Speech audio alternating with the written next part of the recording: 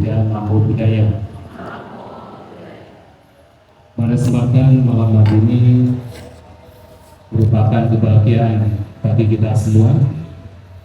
Kita datang ke biara ini dalam rangka tidak hanya melakukan puja kepada Tiratana, tetapi juga melakukan patidana, persembahan kebajikan untuk para leluhur, para mendiang. Patidana tentu dilakukan tidak hanya di hari-hari tertentu, tapi juga dilakukan sesungguhnya setiap kali kita melakukan kebajikan.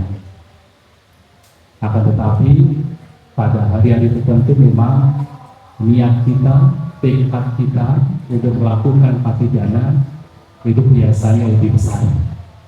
Maka tentu hal yang baik, tradisi yang baik ini untuk dilakukan. Kalau kita melihat alasan mengapa kita melakukan patidana, setidaknya ada dua alasan.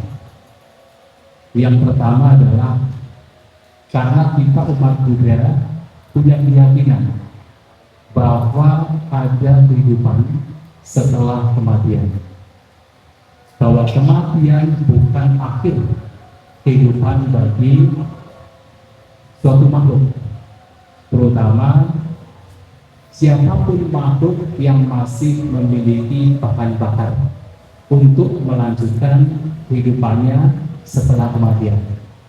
Ini yang pertama. Yang kedua, mengapa kita melakukan patidana? Ini disebabkan karena atas dasar welas asih kasih sayang yang kita miliki, terutama untuk mereka makhluk yang menderita. Atas dua alasan ini, maka patidana itu dilakukan. Untuk alasan yang pertama, sesungguhnya tidak hanya umat Buddha, bahkan hampir semua agama, hampir semua kepercayaan, keyakinan, bahkan kepercayaan lokal memiliki keyakinan bahwa setelah kematian kehidupan masih akan berlanjut. Tidak hanya agama Buddha saja. Kita lihat misalnya agama Kristen, agama Katolik, agama Islam, mereka juga yakin bahwa setelah kematian masih akan ada kehidupan. Kalau tidak masuk surga, masuk neraka. Dalam kepercayaan yang lokal pun juga demikian. Setelah kematian dianggap ada sesuatu yang akan mengalami keberlanjutan. Dan karena konsep yang seperti ini, pemahaman keyakinan yang seperti ini, maka berbagai macam cara diajarkan oleh berbagai macam agama, kepercayaan untuk bagaimana sanak keluarga yang telah meninggal dunia diyakinkan di alam kehidupan dunia mendapatkan keselamatan. Karena pernah dikatakan, dan karena berbeda-beda agama, berbeda-beda keyakinan, maka caranya juga berbeda-beda. Tapi tujuannya sama. Contohnya, misalnya kalau kita pergi ke India, nah di sana kebanyakan masyarakat India, terutama yang beragama Hindu, mereka punya kepercayaan kalau sanak keluarga meninggal dunia, kemudian dikremasi, dan kalau bisa dilarung di Sungai Gangga, itu dianggap sebagai cara untuk memberikan keselamatan. Jadi kalau yang sudah pernah berziarah di India, kemudian pergi ke Varanasi, ke Sungai Gangga Varanasi, nah di sana, itu adalah kepercayaan yang sangat kuat bagi mereka. Dan itu dianggap sebagai cara untuk menyelamatkan sanak keluarga yang telah meninggal. Kemudian cara lain juga ada yang terkenal, dikenal sebagai Pitru Paksa Puja. yang dilakukan dengan cara mereka memberikan sesaji, memberikan persembahan, terkadang dilarung di lautan, terkadang dilarung di sungai Gangga atau sungai yang berada di India. Dan dianggap dengan cara demikian leluhur mereka yang telah tiada itu akan menikmatinya dan akan mendapatkan kebahagiaan. Dan tidak hanya di India, di Nepal juga sama. Termasuk di Indonesia, tidak hanya umat Buddha, bahkan banyak kepercayaan lokal yang juga melakukan hal yang sama. Dengan kata lain, melakukan berbagai macam cara untuk supaya sanak keluarga yang telah meninggal mendapatkan keselamatan. Misalnya kalau kita pergi ke Bali, ada upacara ngaben. Mereka percaya dengan jenazah yang dikremasi dalam sebuah upacara besar, apakah dilakukan secara individu ataupun kelompok masyarakat, dianggap itu sebagai cara untuk menyelamatkan, memberikan keselamatan, kebahagiaan untuk mereka yang telah meninggal. Kalau pergi misalnya ke Lombok, ada Bandung jadi Lombok, di sana ada acara namanya Muja, betul ya? Muja. Dengan memberikan berbagai sesajen yang tujuannya juga sama, adalah untuk menyelamatkan sanak keluarga mereka yang telah tiada. Dan banyak cara yang dilakukan oleh masyarakat dari agama kepercayaan yang berbeda dilakukan karena mereka punya keyakinan bahwa setelah kematian masih ada kehidupan. Lantas bagaimana dengan agama Buddha? Agama Buddha juga punya keyakinan, kita yakin bahwa setelah kematian kehidupan masih akan berlanjut. Selama seseorang masih punya bahan bakar, selama kita masih punya nafsu keinginan, punya keserakahan, punya kebencian, punya ketidaktahuan, maka bahan bakar ini yang akan melanjutkan kehidupan kita setelah kematian. Dan karena ada keyakinan demikian, maka muncullah juga cara yang diberikan oleh Sang Buddha agar leluhur sanak keluarga yang telah tiada itu mendapatkan keselamatan, mendapatkan kebahagiaan di alam kehidupan selanjutnya. Yang tidak lain cara tersebut yang sekarang kita lakukan, yaitu Pakti Dana. Di mana dalam Pakti Dana ini syarat yang mesti seseorang lakukan yang pertama adalah harus ada kebajikan. Maka ada namanya Pakti Dana. Jadi Pakti itu artinya kebajikan. Dana itu adalah persembahan kebajikan. Syaratnya adalah harus ada kebajikan. Apakah dengan cara berdana, makanan, jubah, atau apapun kepada siapapun, termasuk kepada misalnya biksu sangga, syaratnya adalah ada kebajikan. Yang kedua, setelah melakukan kebajikan, seseorang yang melakukan kebajikan tersebut juga punya niat, berniat untuk mendedikasikan kebajikan ini untuk sanak keluarga yang telah meninggal. Harus ada niat. Karena kalau tidak ada niat, maka tidak akan ada Pakti Dana. Makanya dalam cerita yang sudah populer di masyarakat Buddhis, Raja Bimbisara melakukan kebajikan untuk biksu sangga, tetapi tidak punya niat awalnya untuk mempersembahkannya, mendedikasikannya kepada sanak keluarga yang telah tiada, kepada para leluhur. Mereka marah, jadi leluhurnya marah karena tidak mendapatkan Pakti Dana dari Raja Bimbisara. Memang tidak ada niat pada waktu itu. Maka setelah melakukan kebajikan, Anda harus betul-betul diniatkan bahwa kebajikan ini ditujukan untuk sanak keluarga yang telah tiada, untuk leluhur. Nah, yang ketiga, tentu Pakti Dana ini akan menjadi sukses kalau kemudian leluhurnya juga ikut berbahagia. Karena harus diingat, walaupun kita yang masih hidup melakukan patidana, kita melakukan kebajikan, kita berniat kebajikan tersebut diarahkan, didedikasikan untuk sanak keluarga yang telah tiada, tetapi kalau mereka tidak mengetahui dan tidak ikut berbahagia, maka juga tidak akan sampai. Maka harus juga berbahagia. Dan sehingga tadi di dalam Tiru Buddha Sutta juga disampaikan, terkadang sementara sanak keluarga yang masih hidup sedang mempersembahkan berbagai macam persembahan, mempersiapkan berbagai macam panganan, makanan, tetapi kemudian mereka tidak ingat terhadap sanak keluarga yang telah tiada pada leluhur. Disebabkan karena apa? Karena perbuatan mereka siapa? Leluhur.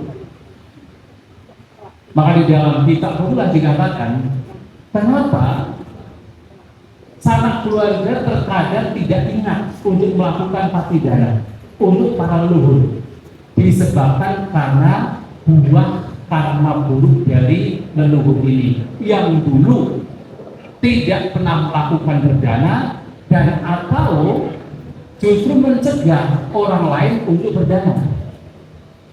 Karena tidak suka berdana atau mencegah orang lain untuk berdana, sebagai dampaknya ketika terakhir sebagai kita, sanak keluarga yang masih hidup tidak ingat untuk melakukan patidana. Ini juga hal yang penting. Makanya kalau kita misalnya melihat ada orang lain melakukan kebajikan, kita harus ikut bermudita cita, harus ikut paling tidak berbahagia. Tidak kemudian terkadang kan kalau tidak hati-hati nyinyir. Beberapa waktu yang lalu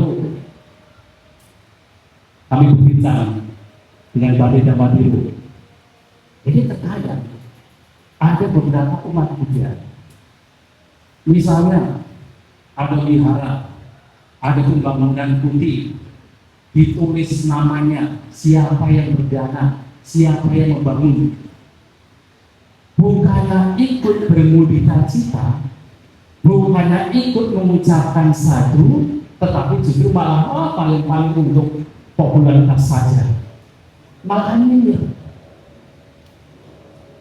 Padahal kalau kita melihat di negara-negara Buddhis atau negara-negara yang mayoritas Buddhis di sana, terkadang malah ketika ada orang melakukan kebajikan, itu lonceng dipukul keras-keras.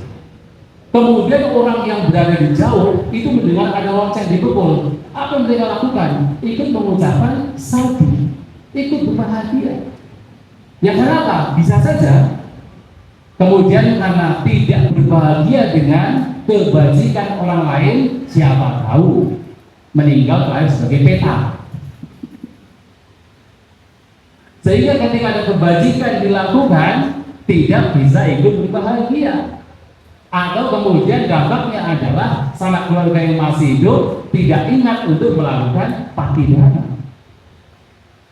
Makanya penting untuk paling tidak kalau tidak bisa berdana, kalau kemudian tidak bisa melakukan yang baik untuk orang lain, paling tidak mencegah. Paling tidak kemudian menjadi benci terhadap orang lain yang sedang melakukan kebajikan. Nah maka syarat yang ketiga adalah leluhur juga harus ikut berbahagia. Dan patidana ini memang akan menjadi sangat kuat atau katakan menjadi besar kekuatannya memang ketika si pembuat kebajikan itu juga memiliki kemoralan yang baik, kemudian si penerima kebajikan juga memiliki kemoralan yang baik, ditambah yang dipersembahkan juga memang tepat atau sesuai.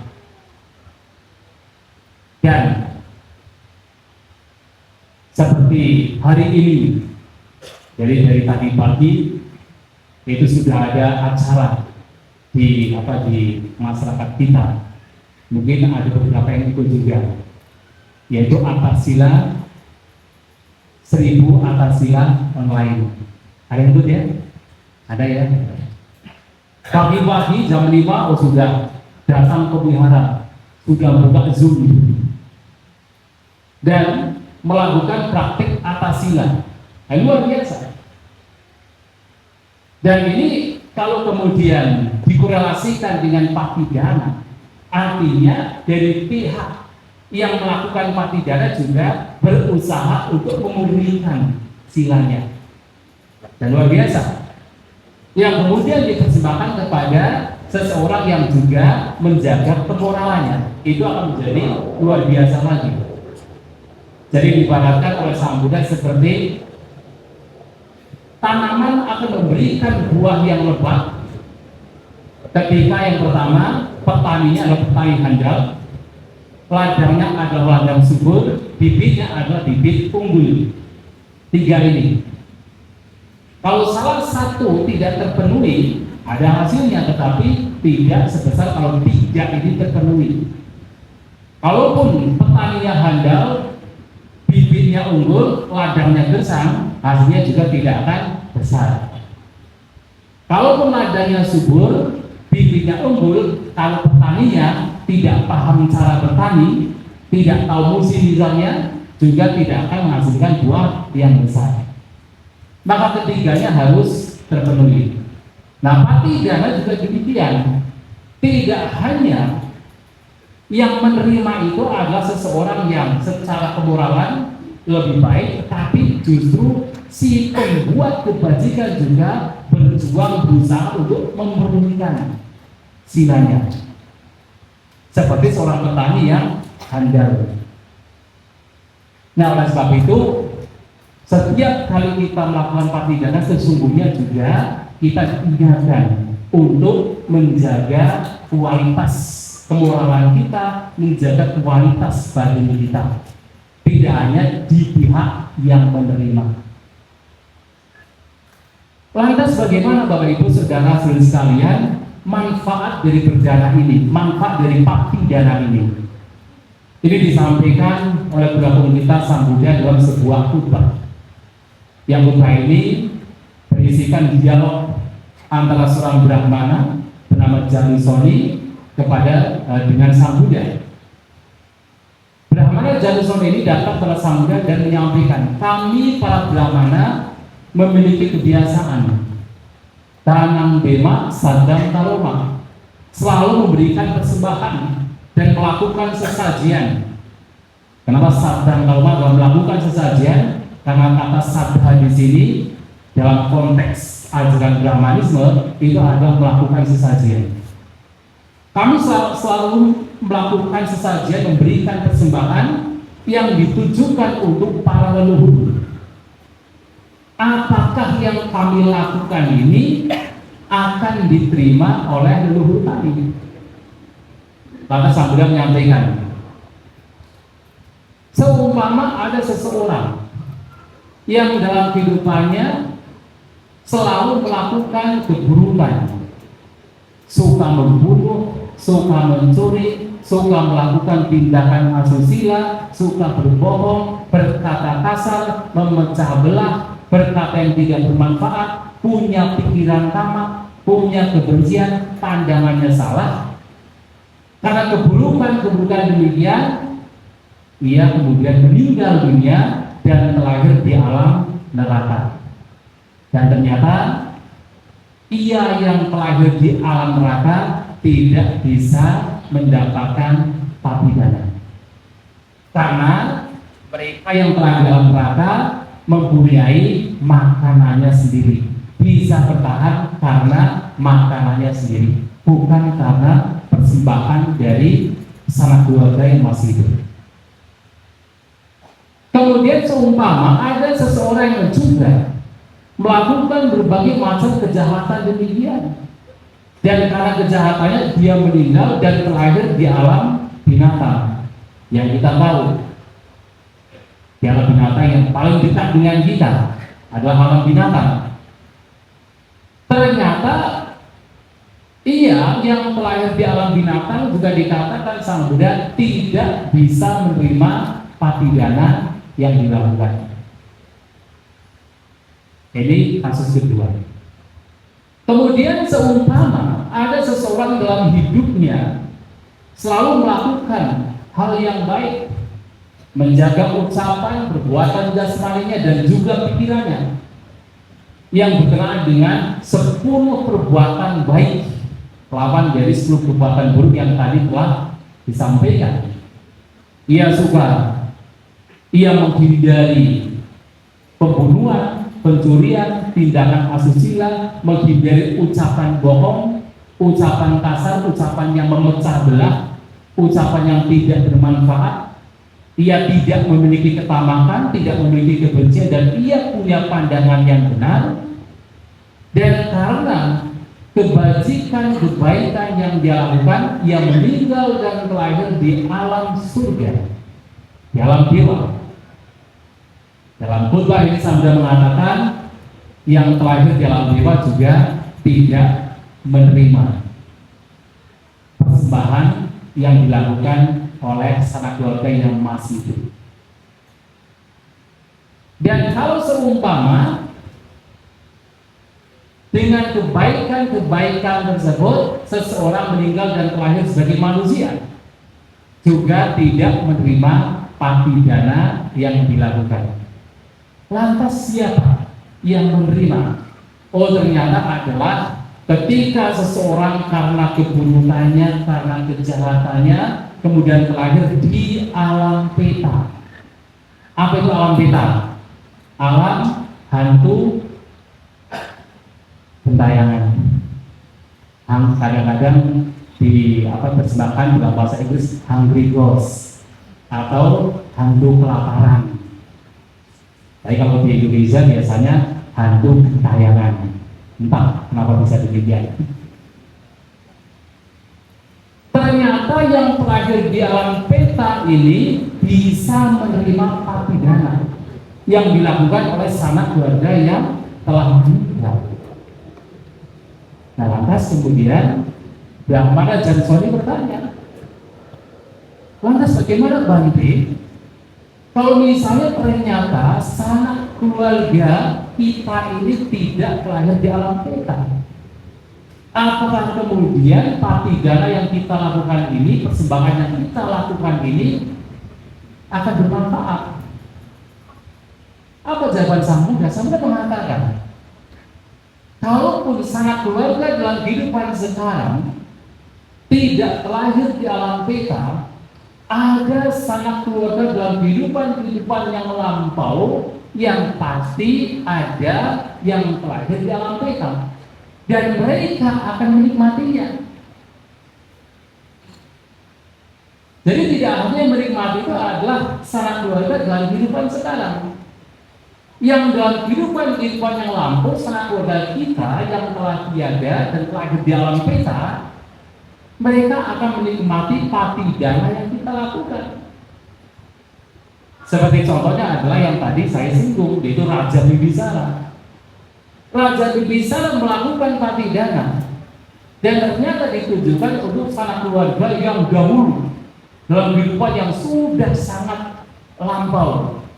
Pada zaman Buddha Pusa sudah 92 kalpa yang lampau, sudah jauh sekali.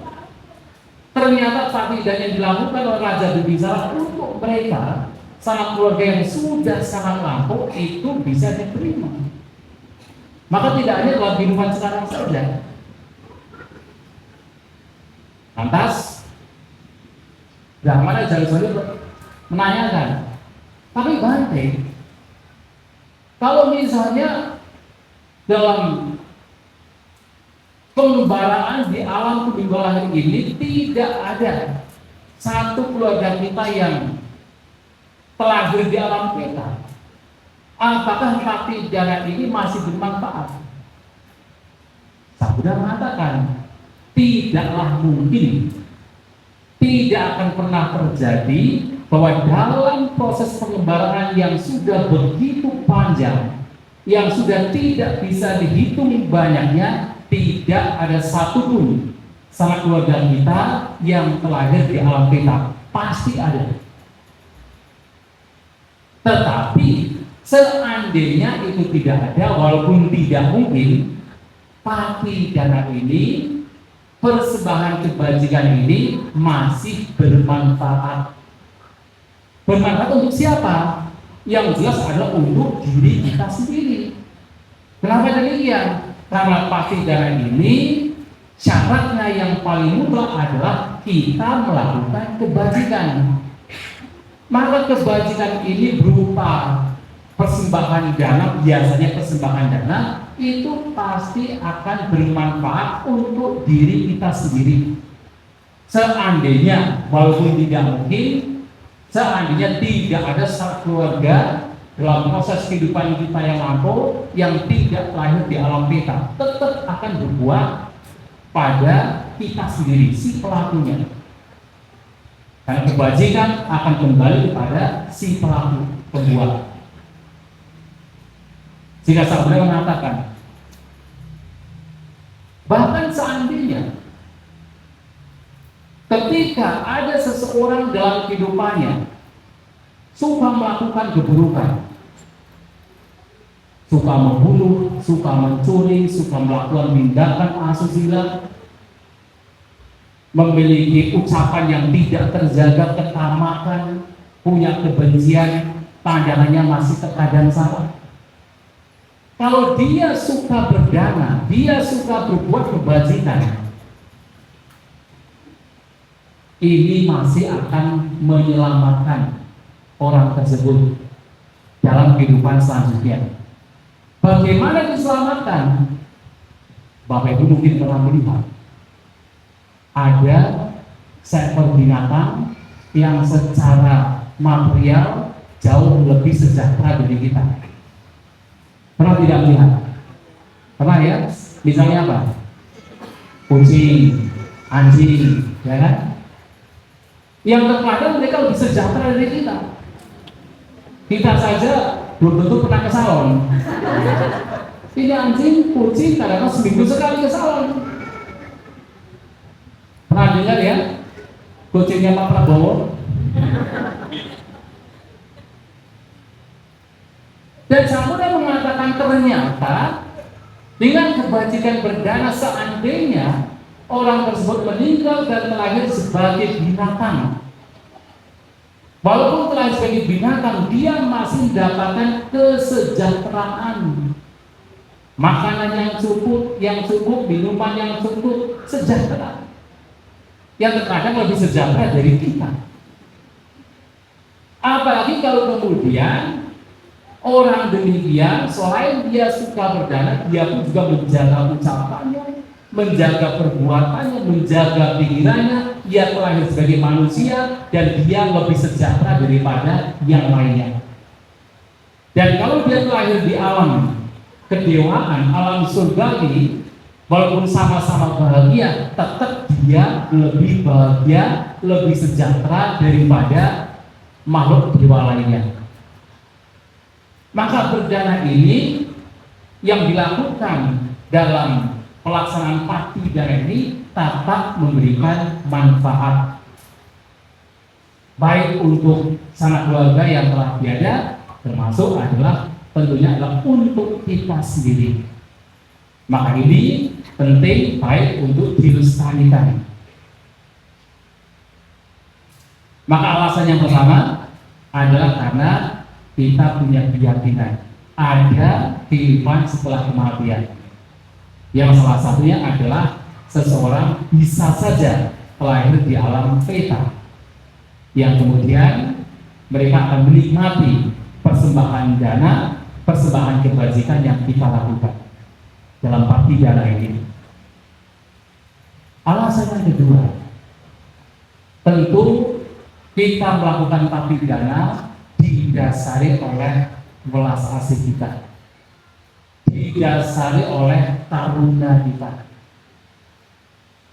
Karena kita paham bahwa tidak ada satupun makhluk yang ingin menderita. Tidak ada satupun makhluk yang ingin mendapatkan penderitaan dalam hidupnya. Dan ketika ada makhluk yang meninggal terakhir di alam yang menderita, yang kita munculkan adalah welas asih. Kita melakukan patidana atas dasar welas asih agar sanak keluarga kita yang telah tiada kemudian mendapatkan kebahagiaan, mendapatkan keselamatan. Sang Buddha banyak kali menyampaikan bagaimana kehidupan ketika lahir di alam menderita, sangat menderita. Tadi telah dibacakan bahwa di alam kita di sana tidak ada pertanian, tidak ada peternakan, tidak ada perdagangan, tidak ada jual beli. Kehidupan mereka tergantung pada sanak keluarga yang masih hidup. Dan kita juga mendapatkan banyak cerita mereka yang terlahir di alam peta. Mereka itu kelaparan, kehausan, kurus kering, memiliki rupa yang sangat buruk. Betapa menderitanya ketika seseorang terlahir di alam peta. Dan karena kita juga tidak ingin sanak keluarga kita terlahir di alam penderitaan, itulah kenapa kita melakukan patidana, agar mereka, siapa tahu mereka terlahir di alam menderita, mereka mendapatkan keselamatan, mendapatkan kebahagiaan. Tetapi Bapak Ibu saudara-saudara sekalian, sesungguhnya sikap welas asih kita ini seharusnya tidak hanya dilakukan ketika keluarga kita telah tiada. Yang jauh lebih penting lagi adalah sikap welas asih kita hendaknya kita lakukan, kita pancarkan, kita implementasikan kepada mereka sanak keluarga yang masih hidup. Itu sebenarnya jauh lebih penting. Mengapa demikian? Kita bisa mengumpamakan, mengibaratkan kita melakukan patidana ini kan seperti seseorang yang memberikan payung kepada seseorang yang sedang kehujanan. Sudah hujan, kena air hujan, sudah dikasih payung. Tetapi yang lebih penting lagi adalah bagaimana kita ini menyediakan payung sebelum hujan terjadi. Itu yang lebih penting. Atau kita bisa mengumpamakan bahwa patidana ini adalah seperti kita memberikan bantuan kepada seseorang yang sudah terkena musibah, ya kan? Sudah terakhir dalam peta, tibanya seperti orang yang terkena musibah, kemudian kita membantu. Itu baik. Tetapi akan jauh juga lebih baik kalau kemudian kita sebelum musibah terjadi melakukan berbagai macam cara agar musibah jangan sampai terjadi. Maka tidak hanya kita melakukan patidana, tetapi sikap welas asih kita harus kita implementasikan, kita berikan kepada mereka yang masih hidup. Untuk apa? Supaya mereka tidak sampai terlahir di alam menderita. Caranya bagaimana? Caranya adalah mendorong mereka, mengajak mereka dalam kehidupan sekarang selagi masih hidup untuk melakukan banyak kebajikan.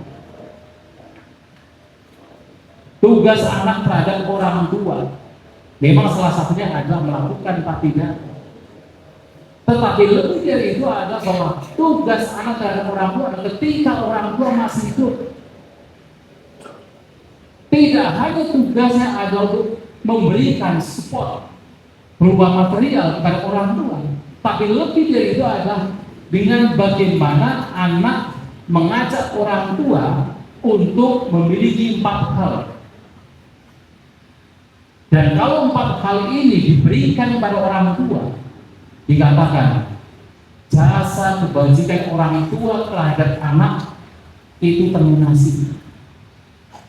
Apa yang 4 hal ini? Yang pertama adalah sadar. Tugas anak terhadap orang tua ketika mereka masih hidup adalah bagaimana membuat orang tua yang tadinya tidak punya keyakinan, terutama kepada Buddha, Dhamma, dan Sangha, mengajak mereka, mendorong mereka, memotivasi mereka untuk memiliki keyakinan. Ini tugas anak. Maka kalau kemudian orang tua masih hidup, kesempatan mengajak orang tua untuk datang ke wihara. Kesempatan mengajak orang tua untuk mendengarkan dhamma di sana. Untuk apa? Supaya tumbuh keyakinan. Dan justru ini yang akan menyelamatkan ketika orang tua masih hidup. Ini yang pertama, keyakinan. Yang kedua adalah tugas anak terhadap orang tua adalah bagaimana meyakinkan agar orang tua menjaga kemoralannya. Bagaimana agar orang tua memiliki sila, memiliki kemoralan. Kalau kemudian orang tua ternyata masih suka gosip, karena salah satu dari pelanggaran sila itu sebenarnya tidak hanya sekadar berbohong, tetapi juga berkata yang tidak bermanfaat. Makanya tadi ada 10 perbuatan yang buruk, yang salah satunya adalah berkata yang tidak bermanfaat, disebut sampah palapa. Sampah palapa itu artinya ucapan sampah, mungkin kata sampah yang itu mungkin.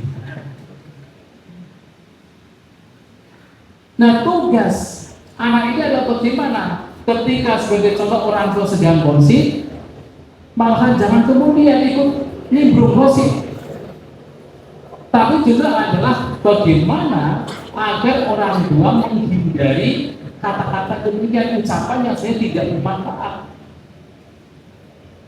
Kalau orang tua misalnya masih suka, walaupun kecil-kecil masih suka membunuh misalnya, seperti apa?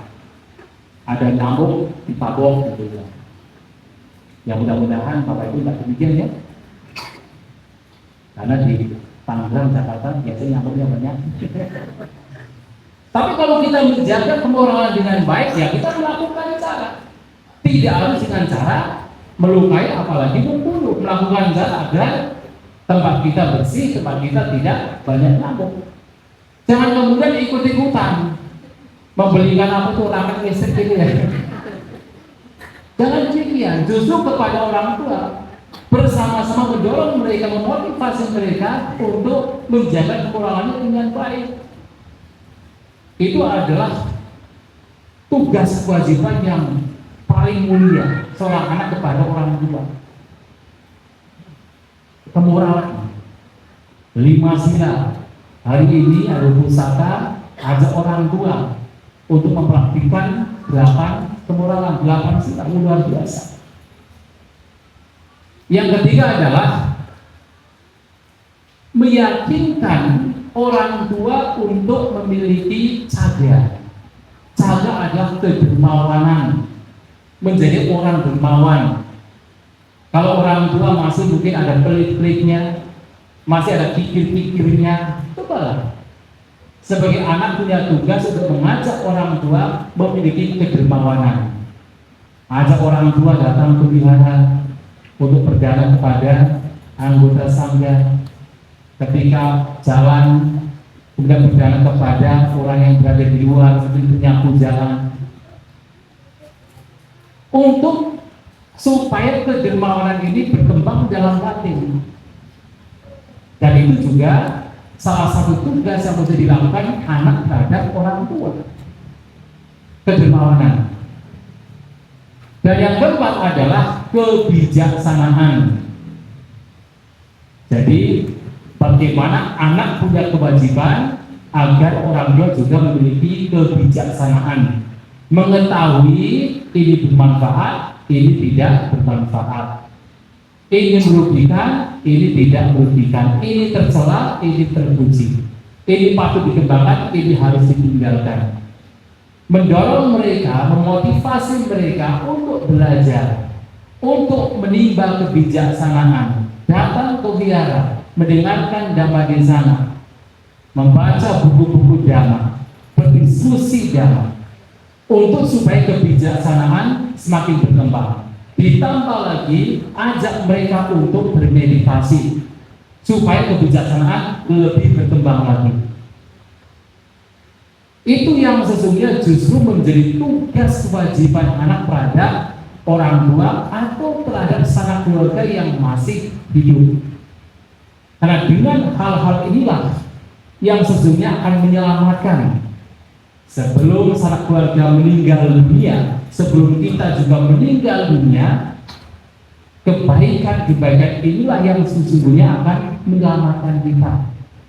Kalau kita sudah terlanjur terlahir di alam peta, ya kalau kemudian sanak keluarga kita ingat kita untuk melakukan papidana, ya kalau kemudian kita ikut berbahagia ketika sanak keluarga kita melakukan papidana, masih mungkin. Tapi kalau tidak, siapa yang akan menjadi penolong kita? Hanya kita. Dan sekarang ini, selagi kita masih hidup, inilah kesempatan kita untuk melakukan kebaikan, mengembangkan batin kita agar kita terselamatkan. Kalau kemudian harus meninggal dunia, karena kematian itu pasti akan terjadi pada kita semua, tidak bisa kita hindari. Dan ketika kematian terjadi, kelahiran juga tidak bisa kita hindari, kecuali kalau Anda sudah mencapai arahat. Kalau belum, artinya masih ada kehidupan selanjutnya. Maka kesempatan ini untuk diri kita dan juga untuk sanak keluarga yang masih hidup. Maka sikap welas asih kita adalah tidak hanya kita melakukan papidana kepada mereka yang telah tiada, tapi kita hendaknya juga mengajak orang-orang di sekitar kita, orang tua kita, anak kita, suami istri, kerabat kita, teman-teman kita, untuk bersama-sama melakukan hal-hal yang baik. Keyakinan kita mantapkan, sila kemoralan kita rawat dengan baik, kita kembangkan batin yang penuh kedermawanan, kita kembangkan kebijaksanaan. Itu yang mesti kita lakukan. Dan kalau ini dilakukan seorang anak, terutama kepada orang tua, justru ini adalah cara membalas kebajikan orang tua terhadap anak yang paling mulia. Karena pernah dikatakan, kebajikan orang tua terhadap anak, kalaupun seandainya seorang anak selama 1 tahun memanggul kedua orang tuanya di pundak kanan, pundak kiri, dipanggul selama 1 tahun, dan memutari gunung Himalaya, cara demikian itu belum bisa membalas kebajikan orang tua terhadap anak. Kalaupun seandainya seorang anak yang terlahir sudah menjadi seorang raja Cakrawati, raja dunia, kemudian tahtanya diberikan untuk orang tuanya, cara demikian pun juga tidak bisa membalas kebajikan orang tua terhadap anak. Dan cara membalas yang terbaik, walaupun itu harus diingat karena ada orang mungkin berpikir, oh berarti nggak usah kita menyokong orang tua, kan itu bukan balasan yang tertinggi. Tidak demikian pula. Selain menyokong orang tua, mensupport orang tua dalam hal material, tentu anak juga harus membalas kebajikan kebaikan orang tua dengan cara mendorong mereka, memotivasi mereka ke dalam 4 hal ini: sadar, caga, sila, dan panya. 4 ini. Oleh sebab itu, Bapak Ibu saudara-saudari sekalian, dalam kesempatan yang berbahagia ini, selain kita diingatkan untuk melakukan papidana, sekali lagi kita perlu diingatkan untuk bagaimana kita mengajak terutama sanak keluarga kita yang masih hidup untuk melakukan yang terbaik, untuk mengembangkan keyakinan, untuk menjaga kemoralannya, untuk mengembangkan sikap kedermawanan dan juga kebijaksanaannya, sehingga tidak hanya sanak keluarga kita akan terselamatkan dalam kehidupan sekarang, juga akan terselamatkan bahkan dalam kehidupan mendatang. Karena kebajikan itulah yang sesungguhnya akan menyelamatkan setiap orang ketika harus meninggal dan kembali lagi di alam kehidupan selanjutnya. Selamat untuk melakukan pernikahan. Semoga niat kita, kehendak kita agar para mendiang, para leluhur, baik dalam kehidupan sekarang maupun dalam kehidupan yang telah lampau, mengetahui kebajikan kita semua, Anda sekalian, dan semoga mereka juga turut berbahagia dengan kebajikan-kebajikan yang sedang dan akan dilakukan oleh Anda sekalian. Sapi-sapa bawaan Sutitata, semoga semua makhluk berbahagia. Sadu, sadu, sadu.